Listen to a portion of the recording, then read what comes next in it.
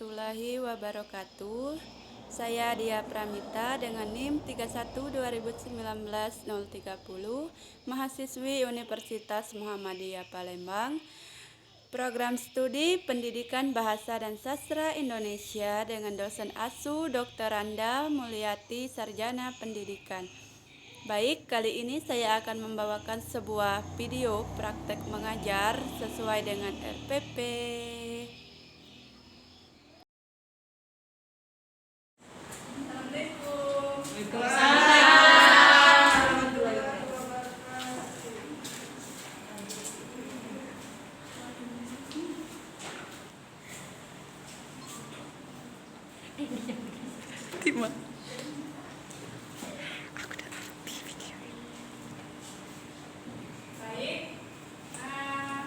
Hari ini kita akan membahas materi mengenai teks moral atau fabel. Buka halaman 36.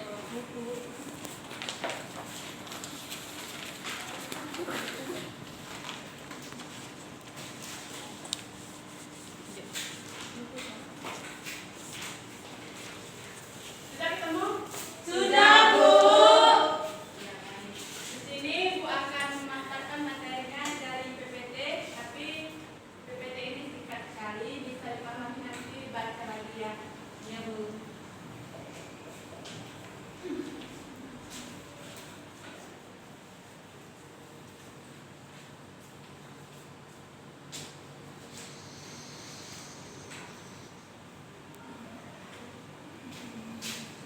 Teks moral.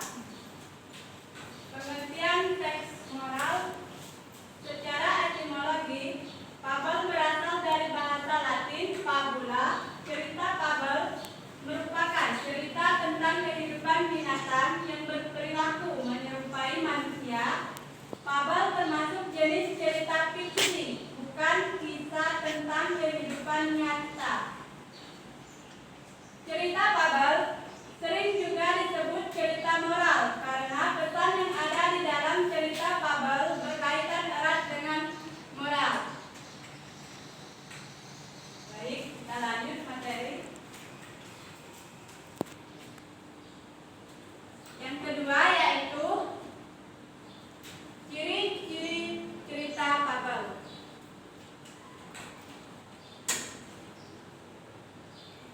Ciri fabel terbagi menjadi 7.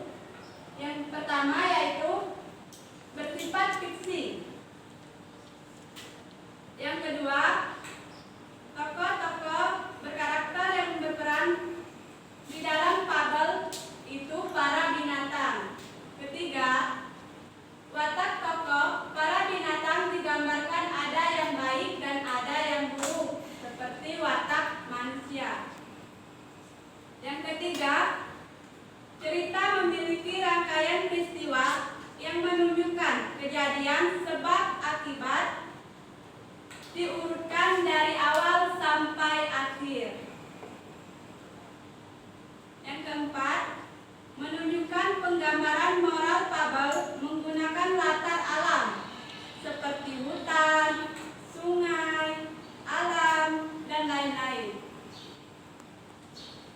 Yang kelima, ciri bahasa yang digunakan yaitu kalimat naratif, kalimat langsung, menggunakan kata sehari-hari dalam situasi tidak formal, bahasa percakapannya.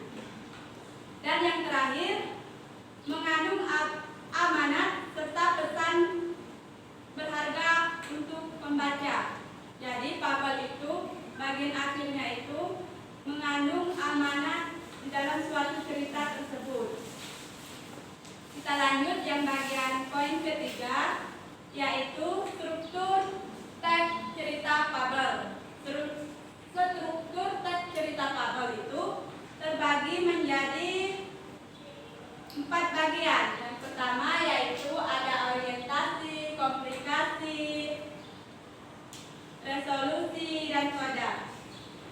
Apa itu orientasi? Sini orientasi merupakan bagian yang berisi pengenalan tokoh, latar tempat, dan waktu sekaligus sebagai awalan masuk ke tahap berikutnya. komplikasi. Dalam komplikasi tokoh utama terdapat dengan masalah. Komplikasi merupakan bagian dari inti cerita fabel.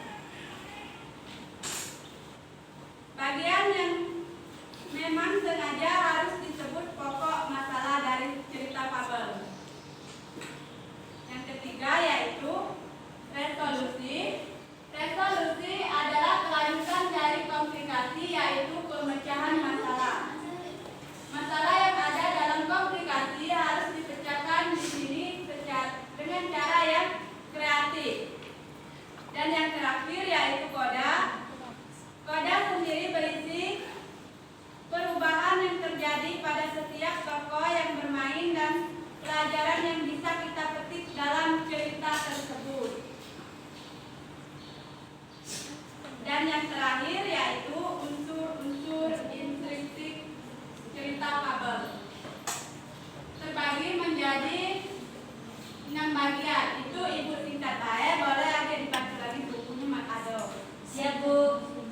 Yang pertama itu yaitu terdiri dari tema,